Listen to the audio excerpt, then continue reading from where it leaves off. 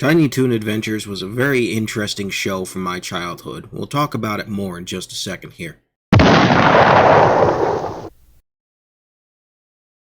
Welcome back to Toony Talk, ladies and gentlemen. Today we're going to be talking about Tiny Toon Adventures, a fun little show from my youth.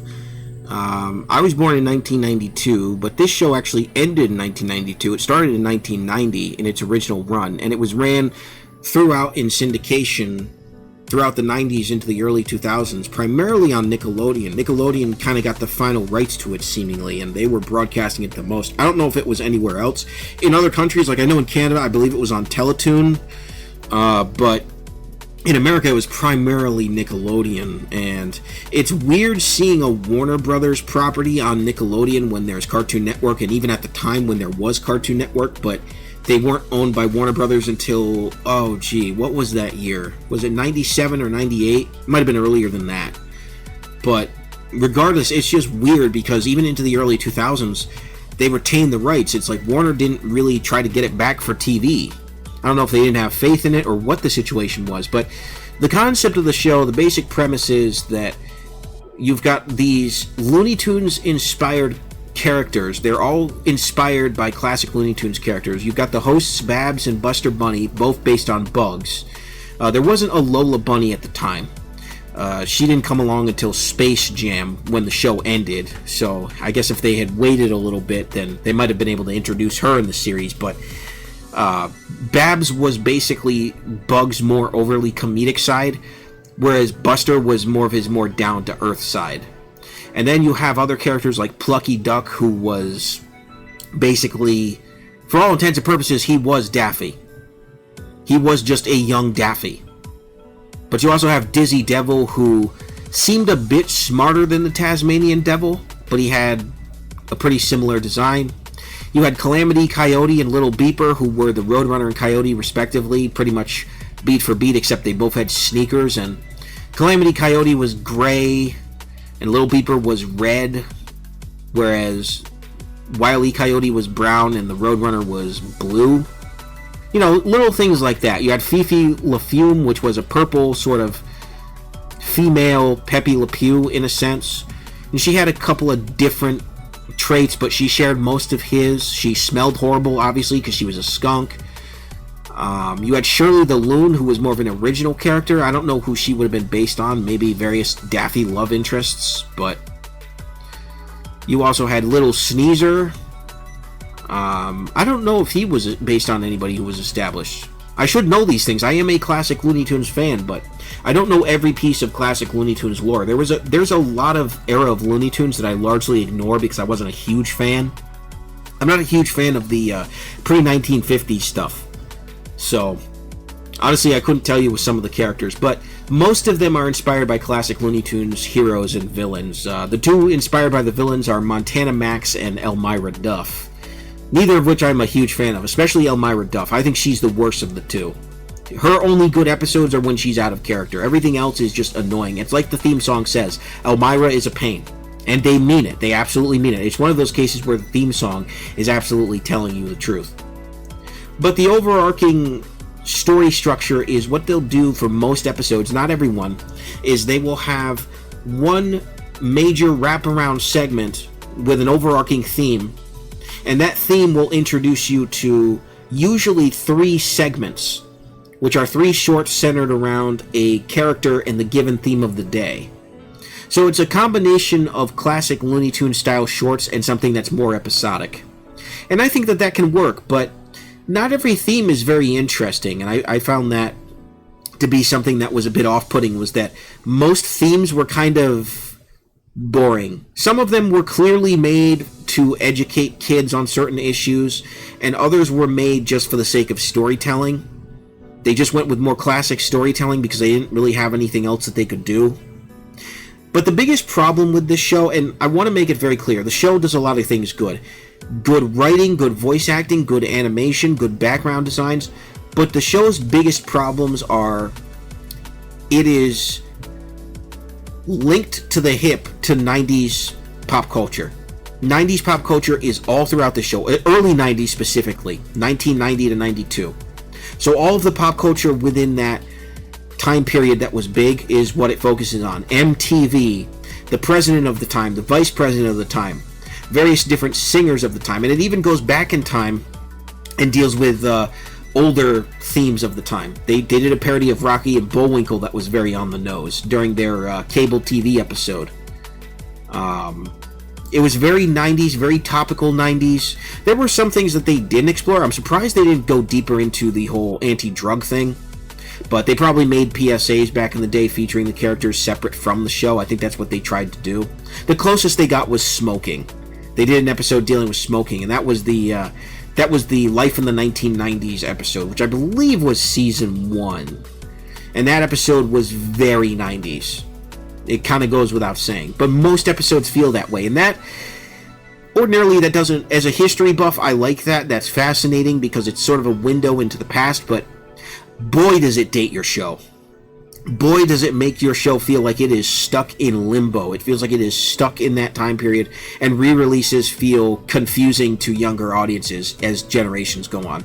This does not feel like a timeless show, unlike its inspiration, Looney Tunes. This feels very dated. See, the difference between this and Looney Tunes was able to, through its shorts and through its general storytelling and humor, remain timeless, whereas this show relies so heavily on pop culture. Most kids today don't know what MTV was like in the 90s. They don't know about the top 10 countdown and all of that. But this show references that at least twice. So it just doesn't make sense. Same with stuff like Hollywood Squares. Is that even a show anymore? Most people don't know these things. And the people who are alive who are old enough to know these things, they're getting older, you know? They're passing it down to their kids, and their kids are just going, wait, what is this? And so this show tries desperately to be modern, and I think that that's where it's trying to set itself apart from its classic Looney Tunes in which it's inspired by. It's equal parts in the beginning, tribute to classic Looney Tunes, very nice tributes to classic Looney Tunes, Easter eggs and cameos and all of that sort of thing. But then towards the second half of the series, and as it goes on in time, they sort of drop more of those references and start referencing more of 90s culture and youth culture at the time, and things that were popular with the youth and all of that.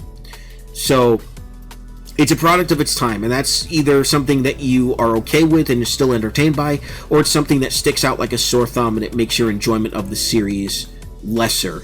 And I know for some people that's the case, is it makes their enjoyment lesser. It doesn't really affect me that much, but I count it as a negative because at the very least it is distracting.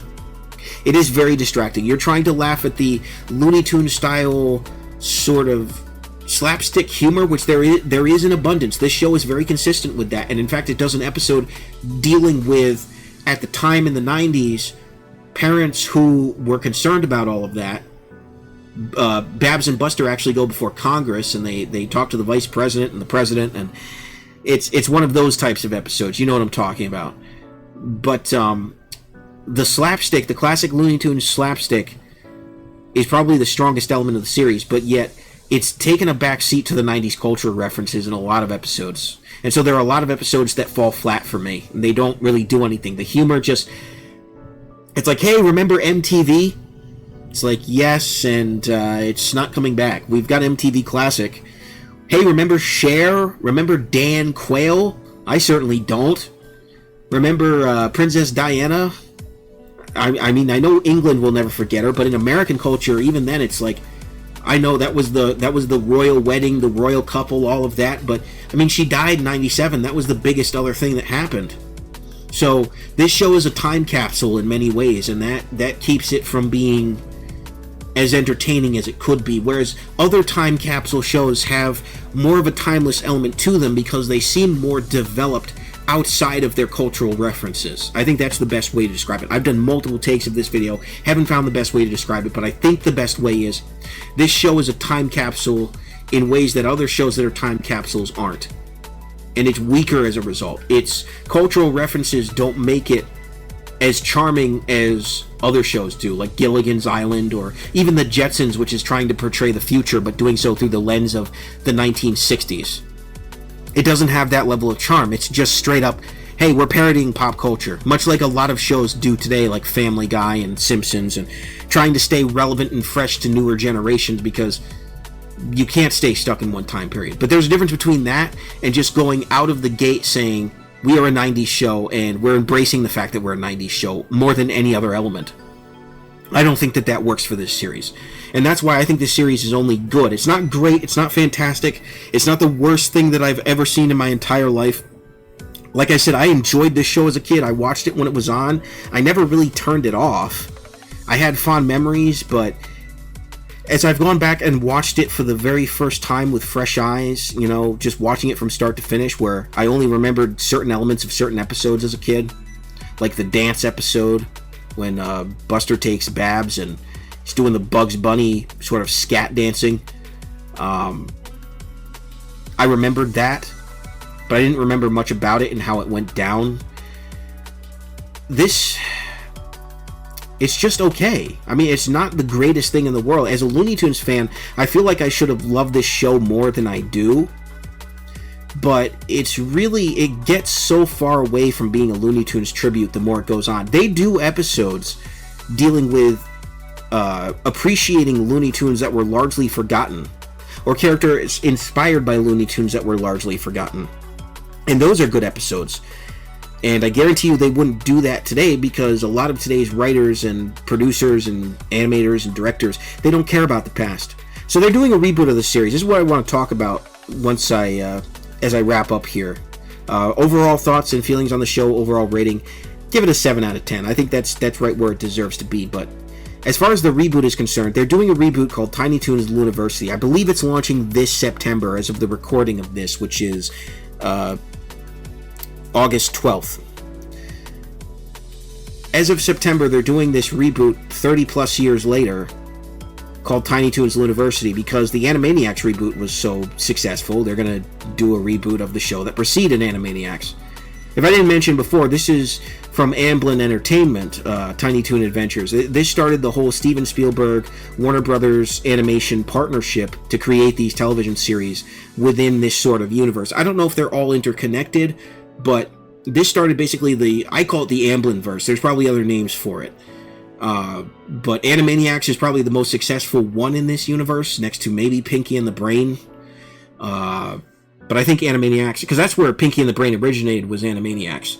So they did the Animaniacs reboot, and I myself, if I haven't done an episode on it, I need to do one, talking about the classic and the reboot. Because the reboot at first was great, but it very quickly, by at least the second episode, it just got into DEI woke garbage. Like, it just became mocking people who like old things. And I don't like that. I really don't like that as somebody who loves history. I have a feeling that the new Tiny Toons reboot is going to do the exact same thing. And it's going to lean into the wokeness even worse, because it's based on the Looniversity being an actual college, the kids being more, I guess, of college age, or private school, or whatever the heck it is. They're just going to try to modernize it, because what they're going to look at is, and I guarantee you, they watched the classic Tiny Toons enough to get an idea for the characters, but what they're going to take away from it is, wow, this show tried to be modern to its time, so let's make this show modern to its time. And that's my greatest fear, because that's what ruins a series. Like I mentioned before, the thing that holds Tiny Toon Adventures back from being an 8 or 9 or 10 out of 10 is trying to be as modern as possible. I just do not think that that's a good idea. I don't think that that works. And Tiny Toons Looniversity is no doubt, if I know today's writers like I do, it is no doubt going to be as modern as it possibly can. It's going to be as dated as it possibly can. Where Animaniacs succeeded was that it tried to blend modern and classic to the best of its abilities. But I personally don't think that it succeeded. Other people might disagree. I think it succeeded in some of its tributes to the classics. But when it got modern, it just got obnoxious. And I feel like Tiny Toons Looniversity is going to do the same thing. I will watch it, I will review it, I will review the first episode, and then I'll decide if I want to go on and watch the rest. And I might just go on and watch the rest at my own leisure, but if I want to talk about the whole season, kind of what I'm doing with Futurama, I watched the first episode, and I'm going to watch throughout the rest of the season as they do this season 8. And then once it's over, I'll give an overall summary of this reboot of the series. And I'll do the same thing with Tiny Toons Looniversity, but I'm telling you right now, I'm not excited, and I do not think it's going to be good. I really don't. From what I've seen a couple of clips, I was not impressed. I was really not impressed, and I got really worried as a fan of both Tiny Toons and, more importantly, the overarching Looney Tunes franchise. If this thing is done wrong, it could hurt the Looney Tunes, and that's my concern. Is I love Looney Tunes. For crying out loud, all of my Toony Talk theme is Looney Tunes themed, because I think they are the pinnacle of animation and always will be.